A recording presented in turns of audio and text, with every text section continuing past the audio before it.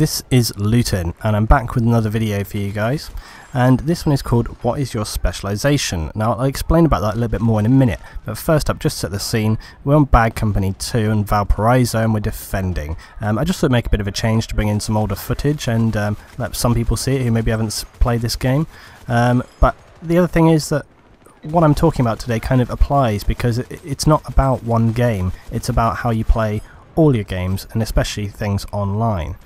Now, what I'm talking about when I say what's your specialization, now a lot of people recently, I've seen all sorts of different comments from the videos that I played, and some people are always going to make positive comments, some people are going to make negative comments, some people are going to make critical comments. And really I was kind of thinking about this week, and I was thinking about it more and more, and just sort of, I'm not trying to rationalize it, but just sort of thinking around that topic of people having different opinions. And then it kind of brought me on to thinking about the whole fact that basically in a game you're always going to have different people, and you're always going to have people of different standards. There's going to be some people that, you know, well, and arguably as well, I mean, who's to say necessarily what is good or bad? But especially when it comes to things like Battlefield, there is actually whole roles that you can play which don't necessarily involve killing. You know, there's all sorts of things that you can do to help your team: spotting, supporting the enemy, covering bases, defending, backing people up, you know, being excellent pilots, being self-aware of your team, marking up, being recons. You know, there's so many different roles that you can take in the game that running up front and getting all the kills doesn't always mean that you're necessarily going to be winning the game from that factor. And especially when it comes to something like defending a base, having strong discipline. And you can see right now that we've got about 3 or 4 guys here, and you can see my guy here coming back towards the base, more than likely because I'm shouting at them to do so. But a lot of the time in a lot of defense games, people will push too far forward, so having strong discipline and not being the run gunners is always a good thing. Because again, this is what I'm talking about when I say what is your specialization. We're saying, okay, what is your play style, but more than that as well, what is your mentality when it comes to the game? And I was thinking about what you could apply this to, and it made me think of, you know, obviously one of my great histories that I played for a long time was World of Warcraft. Now when you come to something like that, that has a lot of classes, and those classes obviously have weaknesses and benefits. And I think when it comes to a game like Battlefield, it's a similar thing when it comes to, you know, what advantages and disadvantages individual players have. Some people are going to be excellent at, you know, gun skills. They're going to be amazing reaction times, they're going to have amazing accuracy, hit people across the map between the eyes, and so on and so on. But other people are going to be excellent tacticians, and they'll be able to help their team outthink the enemy. Where are they going to be? Where are they coming from? You know, how is it best to attack? Because you wouldn't believe how often people just sit and take what they're being given, you know, or they run forward and they forget about the objective. Or one of my favourites, which you will see happen in every game, I guarantee it, if you're playing just publicly, what will happen is you're playing a game of, say, Rush or something like that, one of the targets gets armed, the other target is left abandoned while everyone rushes forward to disarm it. Then they cap that one up and they cap both the bases, and before you know it, in the space of about 20 seconds both the bases get lost. It happens every time, and it could be easily avoided just by having 1 or 2 people cover that other base. And this is really what I'm talking about, is the idea of having people you can depend on. And the problem is, if you play publicly, that's not always going to happen because you won't have people to play with. But if you're with a clan and there's people that you regularly play with, you're going to understand much more about what their capabilities are, and consequently you're going to understand more what you can or can't do in a game. You're going to know, okay, is it safe for me to move to a certain area? How flexible do I need to be? Whereas often if you are in a situation where you don't have that kind of support, you're going to end up having to try and take on multiple roles, okay? And the other thing is that people are going to say, oh well, this is just your plan, Newton, you know, you're kind of covering yourself here. And the thing is, it's like, well, no. I've actually spoken to many other YouTubers, some of the guys I talk to regularly and do things with, you know, and some of these guys are quite big names.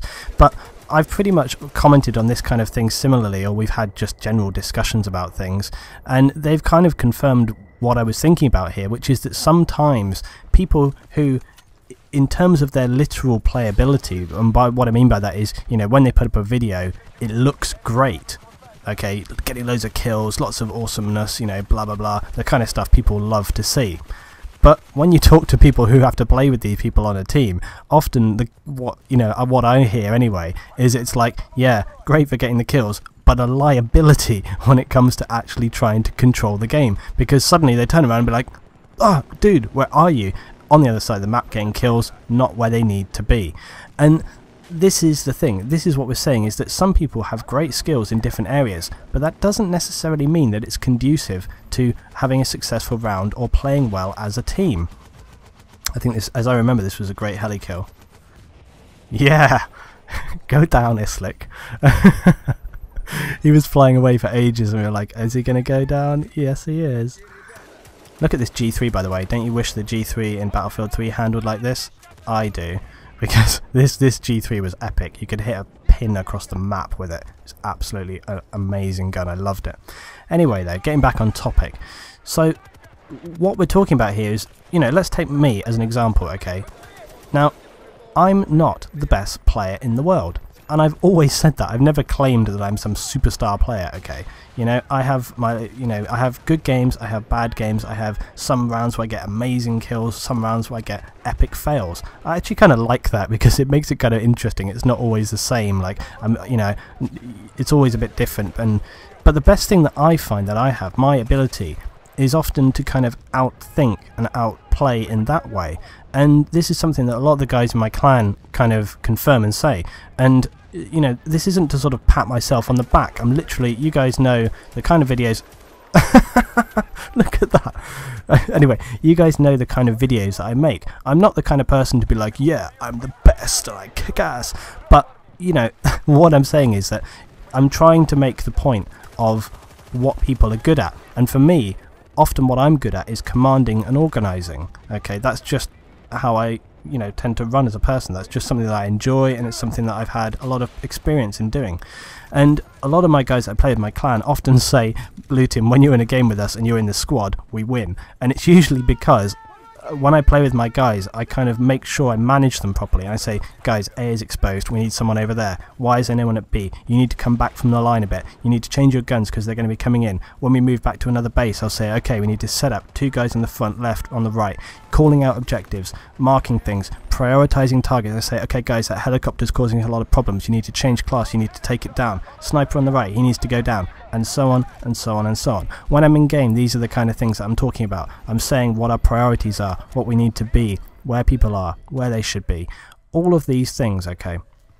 And people say, well, you're only one squad in a game, so how can you really have that big of an impact? Again, this is another myth. If you're a squad and you're well managed and everyone is doing their own specialization, they're doing their thing that they're really good at, but being managed well and tactically aware at the same time, you can have a massive impact on a game. We have regularly entered games where we're just one squad, okay, and we enter a losing game, turn it completely around, and that's because what you do is basically filling in the gaps for all of the other players on your team. And Metro is a great example for this. I don't always like showing too much Metro, like I said the other day, but Metro is a good example of this because you can fill in whilst everyone else is doing their thing, as it were. So really, I just want to kind of tie this up in the last minute and say the whole principle of really what I'm talking about in this game is that at the end of the day, people that make the kind of comments where they say, oh my god, you suck at this game, those kind of people are actually making fairly ignorant comments because they're not really thinking or looking at the whole picture of a game. They're not seeing what your actual abilities are, and they're judging you on something that is, you could say very two-dimensional. Games like this are much wider and more detailed and more complicated than just how many people you can kill. Other games are not. Others are much more simplistic and it's literally a case of how many people can you take down. But when it comes to something like this, it's all about finding out what you are good at, pushing that forward, excelling it, and making sure that your team know that that's what you're doing. I think this is something I want to talk about a bit more, so I might, expand on this further in other videos, but this has just been a first thought, and I'd really like to hear your comments, thoughts, and, if you've had any of these kind of experiences. Thanks for watching, guys.